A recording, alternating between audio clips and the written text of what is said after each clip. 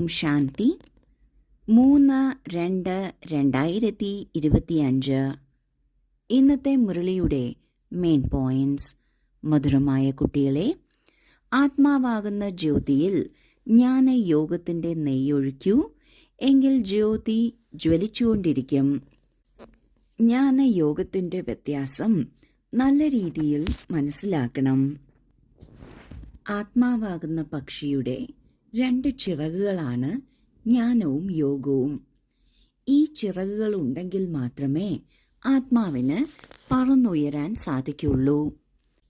ജ്ഞാനവും യോഗവും ഒരേപോലെ ശക്തമായാൽ മാത്രമേ പറന്നുയരാൻ സാധിക്കുള്ളൂ. ജ്ഞാനവും യോഗവും നെയ് പോലെയാണ്. അത് ആത്മാജ്യോതിയെ സദാ തെളിഞ്ഞതായിരിക്കുന്നതിന് സഹായിക്കുന്നു. ജ്ഞാനമെന്നാൽ ബാബ പറയുന്ന കാര്യങ്ങൾ, അതായത് ആത്മാവിനെക്കുറിച്ചും പരമാത്മാവിനെക്കുറിച്ചും സൃഷ്ടിയുടെ ആദിമധ്യ അന്ത്യത്തെക്കുറിച്ചും നാം മനസ്സിലാക്കുക എന്നതാണ്.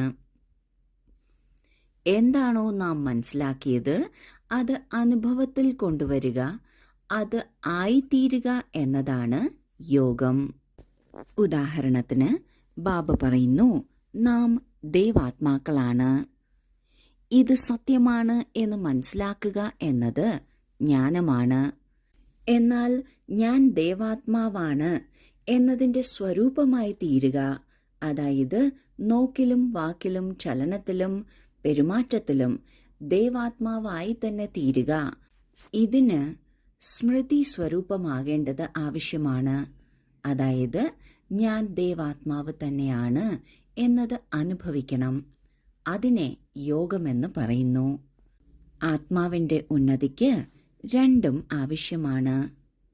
ചോദ്യം: ബാബയുടെ കാര്യം പ്രേരണയിലൂടെ നടക്കുക സാധ്യമല്ല.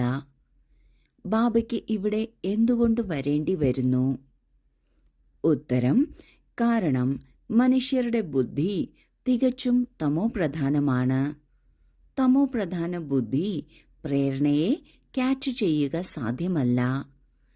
ബാബ വരുന്നുണ്ട്, അതുകൊണ്ടാണ് പറയുന്നത് ആകാശ സിംഹാസനം വിട്ട് ഈ ഭൂമിയിലേക്ക് വരൂ എന്ന്. ബാബ പതീത പാവനനാണ്, പവിത്ര സാഗരമാണ്, ഏറ്റവും ഉയർന്നതിലും വെച്ച് ഉയർന്നവനാണ്. അങ്ങനെയുള്ള ശ്രേഷ്ഠനായ ബാബ ഈ ലോകത്തിലേക്ക് എന്തുകൊണ്ട് വരുന്നു? എന്തുകൊണ്ട് പ്രേരണയിലൂടെ കാര്യങ്ങൾ നടത്തുന്നില്ല? എന്തുകൊണ്ടെന്നാൽ മനുഷ്യരുടെ ബുദ്ധി വല്ലാതെ തമോപ്രധാനമായിരിക്കുകയാണ്. അതിൽ ബാബ നൽകുന്ന പ്രേരണ ക്യാച്ച് ചെയ്യാനുള്ള ശക്തിയില്ല.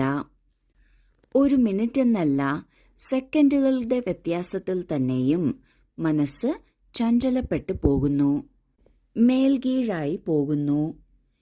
ഇങ്ങനെ സംഭവിക്കുന്നതിലൂടെ മനസ്സിന്റെ ശക്തി ക്ഷയിച്ചു പോകുന്നു. ശക്തിഹീനമായ ഒരു മനസ്സിന് ഈശ്വരന്റെ ശ്രേഷ്ഠമായ വൈബ്രേഷൻസ് ക്യാച്ച് ചെയ്യുക വളരെ ബുദ്ധിമുട്ടായിരിക്കും. അതുകൊണ്ട് ബാബ തീർച്ചയായും ഈ ലോകത്തിലേക്ക് വരുന്നു. അതുകൊണ്ടാണ് ഇങ്ങോട്ടേക്ക് വരൂ, ഇങ്ങോട്ടേക്ക് വരൂ എന്ന് മനുഷ്യർ വിളിക്കുന്നത്.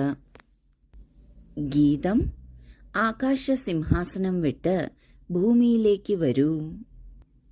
ധാരണയ്ക്കുള്ള മുഖ്യസാരം: 1. ഓർമ്മയുടെ ബലത്തിലൂടെ തന്റെ കർമ്മേന്ദ്രിയങ്ങളെ ശീതളവും ശാന്തവുമാക്കണം. ഫുൾ പാസ് ആകുന്നതിന് യഥാർത്ഥ രീതിയിൽ ബാബയെ ഓർമ്മിച്ച് പാവനമാകണം. 2. എഴുന്നേൽക്കുമ്പോഴും ഇരിക്കുമ്പോഴും ബുദ്ധിയിലുണ്ടായിരിക്കണം, ഇപ്പോൾ നമ്മൾ ഈ പഴയ ശരീരം വിട്ട് തിരിച്ചു വീട്ടിൽ പോകും. ഏതുപോലെ ബാബയിൽ എല്ലാ ജ്ഞാനവുമുണ്ട്, ഇതുപോലെ മാസ്റ്റർ ജ്ഞാനസാഗരമാകണം. ആദ്യത്തെ പോയിന്റിൽ ബാബ പറയുന്നു, തന്റെ കർമ്മേന്ദ്രിയങ്ങളെ ശീതളവും ശാന്തവുമാക്കണം. അതായത് നാം കർമ്മേന്ദ്രിയങ്ങൾക്കനുസരിച്ച് മുന്നോട്ടു പോകരുത്, പകരം നമുക്കനുസരിച്ചായിരിക്കണം കർമ്മേന്ദ്രിയങ്ങൾ സേവനം ചെയ്യുന്നത്. ഇതിനായി യോഗബലം ഉപയോഗിക്കണം. ബഹുമതിയോടെ പൂർണ്ണ പാസ്സാകുന്നതിന് നല്ല രീതിയിൽ ബാബയെ ഓർമ്മിക്കണം, പവിത്രമാകണം. രണ്ടാമത്തെ പോയിന്റിൽ ബാബ പറയുന്നു, ഇപ്പോൾ ഈ ശരീരം വിട്ട് തിരിച്ച് വീട്ടിലേക്ക് പോകേണ്ടതാണ്. ഇതെല്ലായ്പ്പോഴും ഓർമ്മയുണ്ടാകണം. അങ്ങനെയെങ്കിൽ ഉള്ള കർമ്മബന്ധനം തീർക്കണം എന്ന ഒരു ലക്ഷ്യമുണ്ടാകും. ഇനി കൂടുതൽ ബന്ധനങ്ങൾ ഉണ്ടാക്കരുത് എന്നതിലും ശ്രദ്ധിക്കാൻ സാധിക്കും. ബാബ ജ്ഞാനസാഗരമാണ്. അതുപോലെ നമ്മൾ കുട്ടികളും മാസ്റ്റർ ജ്ഞാനസാഗരമാകണം.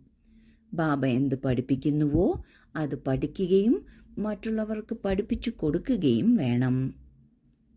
വരദാനം: കമ്പൈൻഡ് സ്വരൂപത്തിന്റെ സ്മൃതിയിലൂടെ ശ്രേഷ്ഠസ്ഥിതിയുടെ സീറ്റിൽ സെറ്റായിരിക്കുന്ന സദാ സമ്പന്നരായി ഭവിക്കട്ടെ. സംഗമയുഗത്തിൽ ശിവശക്തിയുടെ കമ്പൈൻഡ് സ്വരൂപം സ്മൃതിയിലുണ്ടായിരിക്കുന്നതിലൂടെ ഓരോ അസംഭവ്യ കാര്യവും സംഭവ്യമായി തീരുന്നു. ഇതുതന്നെയാണ് സർവശ്രേഷ്ഠ സ്വരൂപം. ഈ സ്വരൂപത്തിൽ സ്ഥിതി ചെയ്യുന്നതിലൂടെ സമ്പന്ന ഭവ എന്ന വരദാനം ലഭിക്കുന്നു. ബാപ്ദാദ എല്ലാ കുട്ടികൾക്കും സദാ സുഖദായി സ്ഥിതിയുടെ സീറ്റ് നൽകുന്നു. സദാ ഈ സീറ്റിൽ സെറ്റായിരിക്കൂ, എങ്കിൽ അതീന്ദ്രിയ സുഖത്തിന്റെ ഊഞ്ഞാലിൽ ആടിക്കൊണ്ടിരിക്കും. വിസ്മൃതിയുടെ സംസ്കാരം സമാപ്തമാക്കൂ. ഈ സംഗമയുഗത്തിൽ ബാബ നമ്മുടെ കൂടെ തന്നെ ഉണ്ട്. ഈ ഓർമ്മ സദാ ഉണ്ടായിരിക്കുന്നതിലൂടെ എത്ര അസംഭവ്യമായ കാര്യവും ചെയ്യാൻ സാധിക്കുന്നു. ഇത് ഏറ്റവും ഉയർന്ന ശ്രേഷ്ഠമായ സ്വരൂപമാണ്. ഇതിലൂടെ എല്ലാ സമ്പന്നതകൾ കൊണ്ടും നിറഞ്ഞിരിക്കട്ടെ എന്ന വരദാനം ലഭിക്കുന്നു. ഏറ്റവും സുഖദായിയായ സീറ്റും ഇതുതന്നെയാണ്.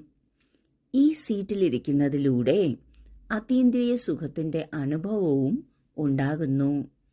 ഒറ്റ കാര്യം മാത്രമേ ഉള്ളൂ, ഇതൊരിക്കലും മറക്കരുത്. സദാ ഓർമ്മയിലുണ്ടായിരിക്കണം നമ്മൾ ശിവശക്തി കമ്പൈൻഡ് ആണ് എന്ന്. സ്ലോഗൻ: പവർഫുൾ വൃത്തിയിലൂടെ ആത്മാക്കളെ യോഗ്യരും യോഗിയും ആക്കൂ. പവർഫുള്ളായ മനോഭാവമുണ്ടെങ്കിൽ ഏത് വശത്തേക്കാണോ നാം ശ്രദ്ധിക്കുന്നത് അവിടേക്ക് നമ്മളിൽ നിന്ന് എനർജിയുടെ പ്രവാഹമുണ്ടാകുന്നു. എവിടേക്കാണോ എനർജിയുടെ പ്രവാഹമുണ്ടാകുന്നത് അത് വളരാനും തുടങ്ങുന്നു. മറ്റുള്ള ആത്മാക്കളെ പ്രതി പവർഫുള്ളായ വൃത്തി വയ്ക്കുന്നതിലൂടെ അവർ യോഗ്യരുമായിത്തീരുന്നു, യോഗിയും ആയിത്തീരുന്നു. ഓം ശാന്തി.